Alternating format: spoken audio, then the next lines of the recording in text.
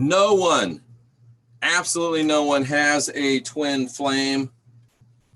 I'm Jeffrey Daugherty. This is New Cosmic Knowledge. We've got Jay Campbell coming up at 6 o'clock, 6:30 Eastern Time with The Last Stand. Looking forward to that. Hope that you will be with us for that, and glad that you're with us for this. Nobody has a twin flame. Continuing to come to you from Magenta Pixie's book, Divine Architecture and the Star Seed Template. I read this and another book yesterday of hers during our vow of silence that Sandra and I did, which was very helpful, very interesting, very powerful. I recommend that you consider doing it and adding it to your spiritual practices, adding to your spiritual disciplines. I think that you might find it profitable. I know that I did, and we talked about that with Halo. Let's see, God Gladiator, well, okay, thanks for being here, but you know. Was Mary Magdalene John's mother, Yeshua possibly his father? I don't think that any of that stuff was real, Tracy, but that's just to me. That's just me. I really don't know. I'm betwixt and between and all that right now, but you know, we will never really know, will we? But we do know that there was a message that coalesced around a figure that you call Jesus, Yeshua, the master, whatever, and that message still has transformative powers even in this day. So let's take a look at this perspective. Earlier, we looked at the perspective that everybody has a twin flame. And now we're looking at the perspective that no one has a twin flame. And the perspective that no one has a twin flame comes from the premise that there's no such thing as a twin flame. And interestingly enough, this is where I was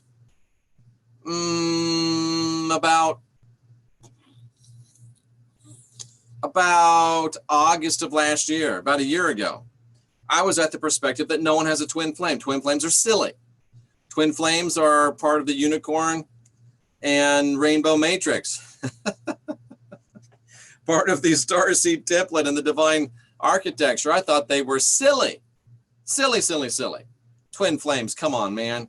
There's no such thing as a twin flame. There's 7 billion people, roughly 3.5 billion women, 3.5 billion men. Come on, don't tell me there's a twin flame. So the idea that no one has a twin flame does come from the premise that there is no such thing as a twin flame. And we would define that by a twin flame being one certain individual. So the belief, really, if you think about it, that everybody on this planet has one single twin flame, that's quite, it takes a lot of faith to believe that. It really does. It takes a lot of faith to believe that. And that's why a significant number of people don't. And furthermore, the perspective is that this is not an aligned belief system, because a twin flame manifests through many and indeed all individuals. Although, so what they're saying is you can't have just one twin flame, because the twin flame manifests through everybody. Sandra, what have you always believed? You've always believed that there's no such thing as a twin flame? But anyway, what did I just say? That the twin flame is one individual? What resonates with you deeply? That it is or it isn't, Sandra? The other angle to the perspective of no one has a twin flame, as in there's no such thing as a twin flame, comes from either there's no such thing as a higher self, yeah, that there's only one. No such thing as a higher self, because there cannot be a twin flame, or the twin flame is the higher self, therefore not a person. So you understand where people that are of this belief come from. Either it's silly, like I used to say, twin flame's silly. Goofy, come on, man. Or the fact that, like we talked earlier, your ultimate twin flame is your higher self. So the idea of it being a person is a perverted concept. Now, last August, I believed it was silly. This August, I believe that I am with my destiny twin flame. And no, Tracy, I don't think everyone is an LOA. I really don't. And as we continue to look into this even more, the idea that no one has a twin flame is a third dimensional perspective in the mind of Magenta Pixie, or at least in the mind of the 9 that channeled this to her. While looking at the point of view that the twin flame counterpart is one person and one person alone. So the idea is that, and one of the reasons why people don't believe it is because it's a 3D concept. It can only be one person and one person alone. That's 3D. So a lot of people don't like to deal with 3D. So they say, I'm not buying it. Well, I'm not here to defend positions. I'm here to present positions. So I think that there's more to it than that. But we have to place this perspective that no one has a twin flame within the third dimensional thought process, because it doesn't account for destiny. And I think that's the big point here. For you to say there's no such thing as twin flames, no one has a twin flame, then you are saying, you're putting yourself in the seat of the divine and saying, I have never, ever, nor will I ever be allowed to, as a divine being, manifest the fact that I have one person for me, or treat this person for that person. You're saying that the divinity can't do that. Really? Are you comfortable telling the divine what they can and can't do? I'm just asking. So the no one has a twin flame is based on the perspective that a twin flame is only one person, and that as humans, as we incarnate on earth, we may experience many loving, romantic, and or sexual relationships within your lifetime, and that it's unhelpful to view the twin flame as only one potential partner. That I get. That I understand. And that's true. So just because you do have a destiny twin flame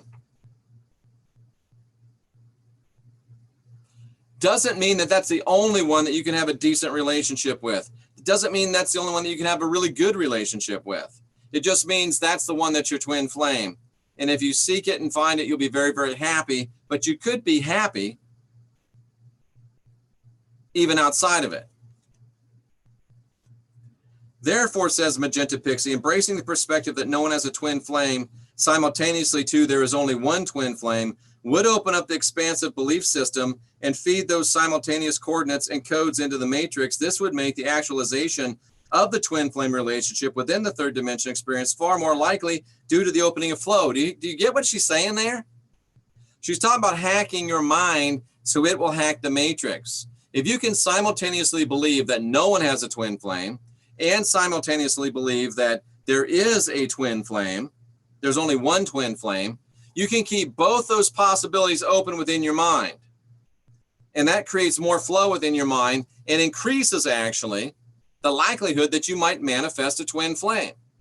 Now, when we get further down the road, we'll hear Magenta Pixie advocate the keeping in the holding in your mind, the allowing in your mind of all the theories, because she's trying to create flow. She's trying to create possibility, and she's trying to keep you from blocking off your mind to anything, because when you block your mind off to possibilities, you block your mind off to flow. To embrace the perspective no one has a twin flame alone could very well cut you off from experiencing an actual twin flame relationship. Do you want to take that chance?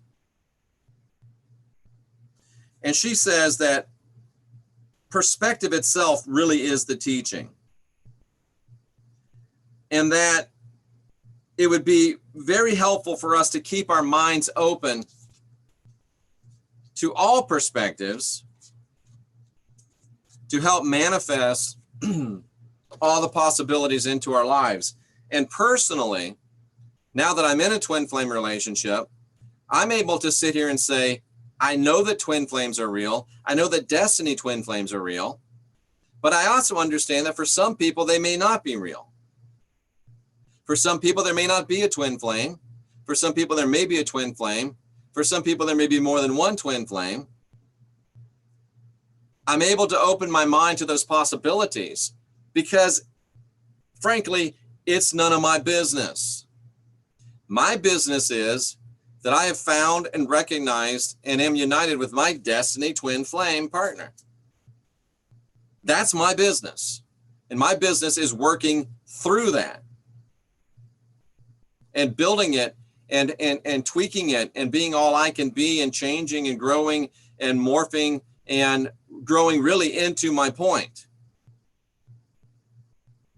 Growing into this relationship. So my work isn't to figure out your work. My work is to do my best job within my work. And my work is with Sandra in a twin flame relationship, a destiny twin flame relationship, maximizing and optimizing that relationship. That's my work. That's my business. Your work, your twin flame, lack of twin flame, belief in twin flame, disbelief in twin flame, that there's one, there could be many. That's your business. And I'm just trying to provide you with all the alternatives and provide you with all the information that will allow you to assimilate it and decide what's best for you. And as Sandra says, the twin flame is the other half of you, the other spark that's an exact match to yours of the opposite gender. To that, I say, yes, I agree. Steve says that the twin flames only exist in 0 point. I see what you mean, Steve, but I don't think you're technically correct. When you're in 0 point, you're in control of manifesting the twin flame or not. But even if you don't ever make it to 0 point, you could still have a twin flame, but it just never manifested for you because you never got to 0 point, because you got to get to 0 point first. And in order to get to 0 point, you've got to go inside. It's an inside job, as Sandra says. And you've got to do the shadow work, and you've got to integrate yourself, connect to your higher self, your original and soul, your real twin flame, connect to your father, connect to your mother. I knew that's what you meant. And that's where you find the real twin flame. Thank you, Sandra. Let me pop back through the rest of the chat room. Human beings are genderless spirituality. I don't believe that, but thank you for playing.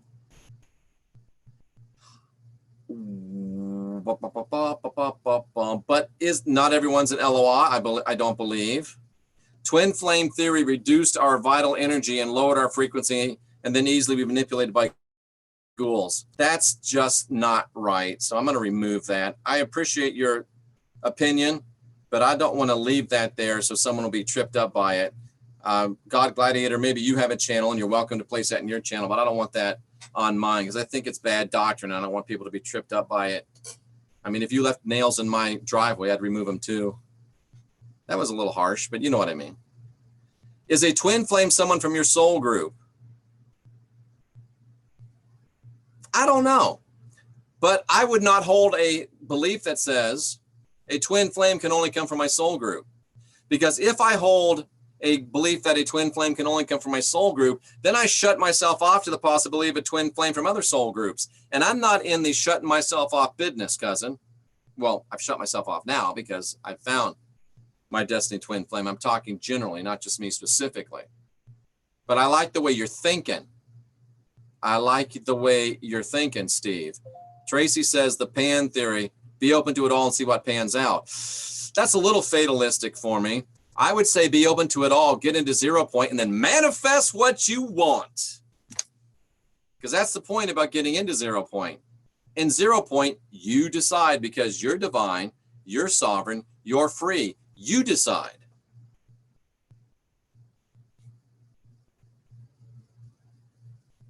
I agree, says Rainbow. No one has a twin flame. You got to listen to the whole show. That's not exactly what he's saying, Rainbow. He's offering another perspective on twin flames. Only the individual can decide for themselves whether they have a twin flame. Right, Sandra? And only in 0 point can you actually make that decision. Because only in 0 point do you have the divinity. Only in 0 point do you have the sovereignty. Only in 0 point do you have the freedom to make that choice. Scratch that. Only in 0 point have you have the divinity, the sovereignty, and the freedom now. But only in 0 point do you have the ability to manifest and work out your divinity, sovereignty, and freedom. I promise I will not pick up the whiteboard. I will stay away from the whiteboard. And you can't get to the 0 point unless you do the inner work first, the integration. If I'm divine, I'm sovereign and free, then I'm whole and complete in the Father. Yes and no, and yes and no. Yes, you are divine, sovereign, and free. And yes, you are complete in the Father. But no, you're not. You can't manifest that. You can't realize that. You can't live in that until you get to the 0 point. And you can't get to the 0 point unless you do the inner work. For example, Julie James, let's say that I bought you a Maserati. I bought you a Maserati, paid for it, put it in your name, put insurance on it, and I put it in a parking lot somewhere in Deerfield Beach, Florida. It's yours. You have a Maserati. It's in your name. It's paid for. You got the title. You might even have the keys. But if you don't know where it is and you can't get in and drive it, is it really yours? Yes and no. And yes and no. As Hala would say, the father and mother have a divine plan. And the divine plan is, you know, Sandra, you just quoted a scripture and you don't even know it. There's a scripture in the Greek, first century Greek scriptures that says, your blessings will pursue you and overtake you. Your destiny will pursue you and overtake you. And you, Sandra D., know that more and know that better than most people, because you have actually been pursued and chased down by your destiny. No, I'm not saying I stalked her, because I didn't. But this little girl, she's been through it. And her destiny had to chase her down. And finally, she got tired of running. And her destiny caught up with her. And not just me, I'm just part of it. But her destiny caught her, and her destiny is catching her. And she's moving more into her divinity, more into her sovereignty, more into her freedom, more into her complete liberation, her full liberation, every single day. And that's the way every one of our lives should be lived out on a daily basis. Destined twin flames are a divine plan that were created by the father and the mother. Absolutely agree. And they're created by the father and the mother to exponentially increase the creative powers on this planet in preparation for ascension, the starseed matrix, starseed template, whatever you want to call it. Because we're coming into a time where we need creation and creators more than ever. I mean, creating peace, creating harmony, creating love, creating the love and light vibration. And I found something in their first book or second book. I used to hate to say love and light, love and light, love and light. So cliche. Or is it? Because Magenta Pixie holds out that when you say love and light, and she's so right, when you say love and light, you're actually activating a frequency and a harmony and a key that unlocks love, light, and light, love. Is that what she calls it? Love, light, and light, love into people's lives. So you're going to start hearing me say love and light. Because when I say love and light, I'm activating a harmonic frequency that is destructive to the matrix and is constructive to your building your own divinity and sovereignty and freedom. So you're going to start hearing me say love and light a lot. I hope you love it, because I'll be saying love and light a lot more. If we do our inner work and clear our vessels to receive these messages, we will hear them and act in accordance. We are conduits for the divine plan, or we're not.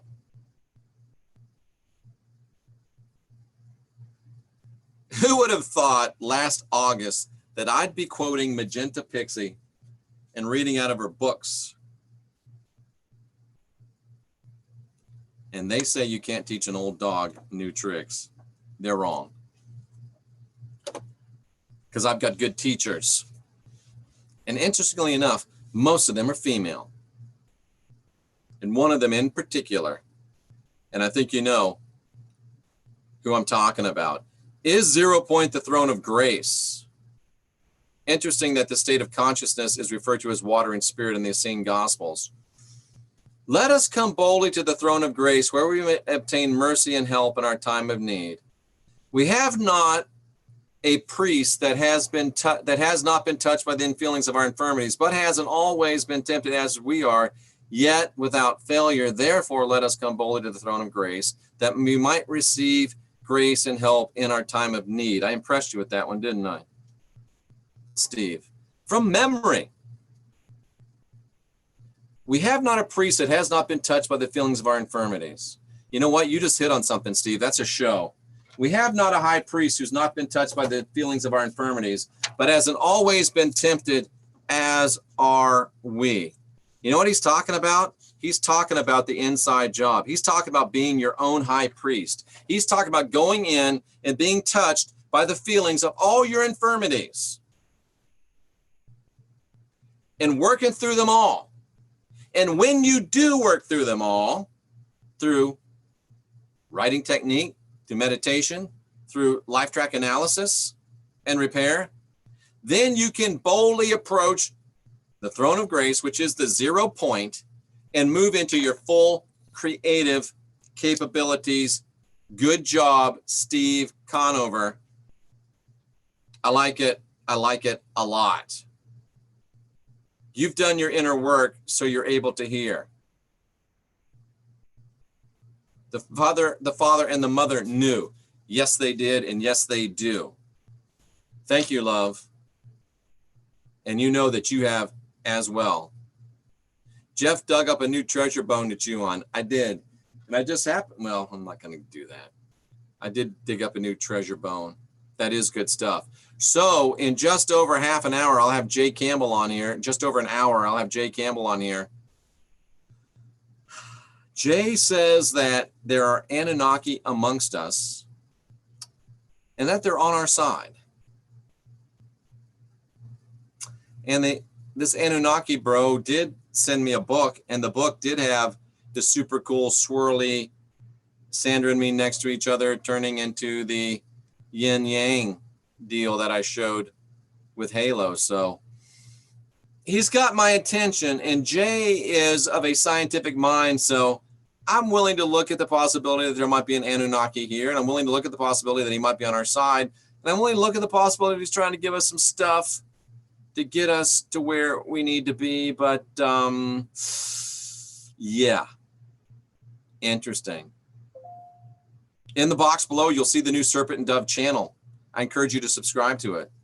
And I encourage you to be ready to rock and roll on Wednesday. We've got the Serpent and Dove latest installment live with Sandra and myself on the Serpent and Dove channel. I've got Magenta Pixie on Friday. And on August 1st, I'll be interviewing Rex Bear on this channel. And I've just learned that next week, I'm not sure what the date is, but I will be on the Vinnie Eastwood show with, is it Joseph or Robert Atwell, who wrote Caesar's Messiah? Woo-hoo! Is that going to be interesting or what? The author of Apostle Paul Antichrist and the author of Caesar's Messiah on the same program for a gentlemanly, scholarly discussion of two alternative theories of the rise of Christianity and the Christ figure. It's Joseph Atwell, isn't it? Or is it Robert Atwell? Caesar's Messiah. Caesar's Messiah. Caesar's Messiah. Caesar's Messiah. What's his name? Caesar's Messiah. What's the author's name? Come on, man. Joseph Atwell. I'll be joining he and Vinnie Eastwood next week. So you won't want to miss that one. 1 hour, Jay Campbell, Anunnakis Among Us on our side. Wednesday, Serpent and Dove, Magenta Pixie. Are you kidding me? We got a lot of good stuff coming down the pipe for you. That's because we're the last generation of real humans, and we're getting busy, cousin. We are in the getting busy business, and business is a booming. So get ready to hear about the Anunnaki Among Us. Get ready to hear Jay somehow in some way mention the word metformin. He always does. You should start a drinking game. We already had Jenny Moonstone on last week, but that's a great idea. We need to get Jenny Moonstone on again. Watched the show with Heidi last night. That was great. And I can't wait to get back in front of the camera with Sandra again. There's a lot of reasons I love that girl, but boy, when she is sitting next to her in the counseling session, sitting next to her while doing a program, sitting next to her while studying and discussing, man, I have never experienced anything like it. Tell you what, brother, it's some good stuff. And all them circles and them flows and stuff, whoo, under the spout where the glory comes out. That's all I'm going to say. It doesn't get any better than this, ladies and gentlemen. The Sacred Sex Show was pretty legit, and we'll be doing more about that. serpentanddove.org, rawreflections.org, jeffreydarty.com. If you want to have help from Sandra and I, get with us now, or it's going to be like Heidi waiting for 60 days. Until 6:30 for Sandra D, I'm Jeffrey Darty, encouraging you to unindoctrinate yourself, encouraging you to create yourself, build the life you'll love. And remember, it's an inside job. Only you can do it, but we can help. Ladies and gentlemen, the divinity in me does recognize the divinity in you. And I'm going to say it because I want to activate this. I wish you, I really do. I'll even be corny. I wish you love and light. I'm Jeffrey Darty. I salute you for being here, seeking after truth.